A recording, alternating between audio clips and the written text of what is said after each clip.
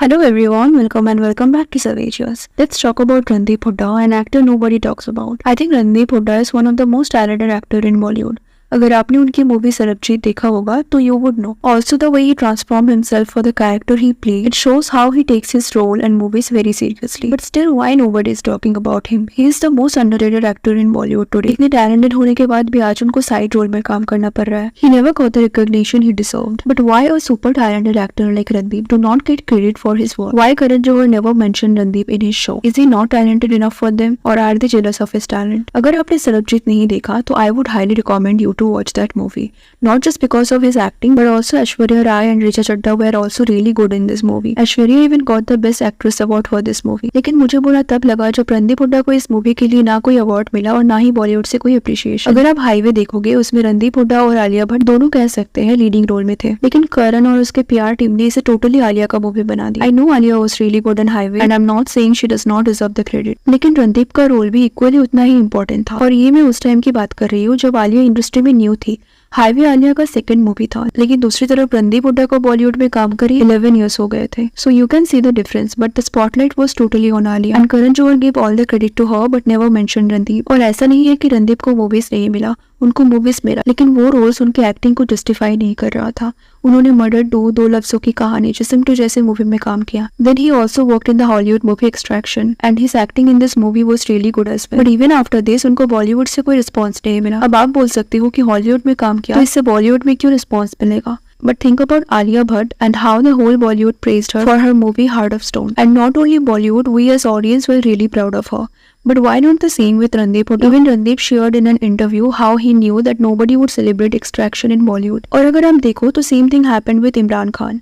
अभी रिसेंटली लोगों को इमरान खान के हॉलीवुड मूवीज के बारे में पता चल रहा है, but when he was alive nobody cared. But the question is why Bollywood is so selfish that they do not appreciate the real talent. And not only them, we as audience as well somehow ignoring talented actors like him. क्या हम star kids को देखने में इतना used to हैं that we are not watching the movies of the outsiders anymore? Okay, so the first thing is interest. We as audience हम actors के talent से ज्यादा उनके पर्सनल लाइफ में इंटरेस्ट रखते हैं. जिनके लाइफ में जितने प्रॉब्लम्स हैं हम उनको ज्यादा अटेंशन देते हैं. And this is why the Bollywood star kids are always around controversies.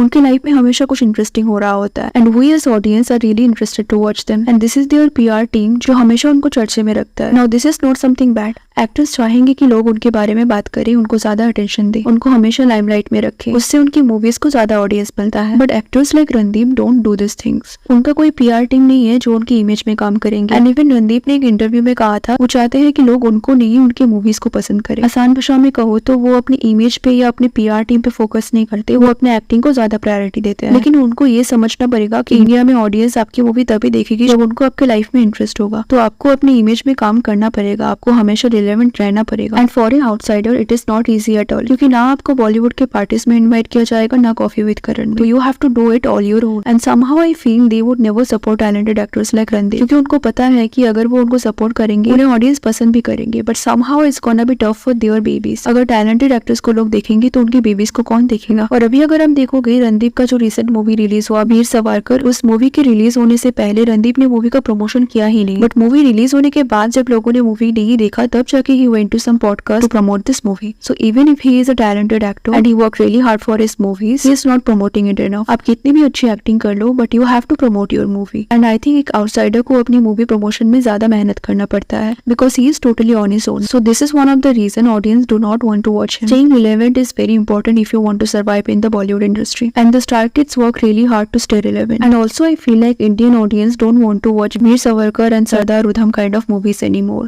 They want entertainment and they get their entertainment from Karan Johar's movie. So these movies are maybe too boring for them. What's your thought on this? Let me know in the comment section. And if you like this video, please subscribe to my channel. Thanks for watching. See you in the next. Take care.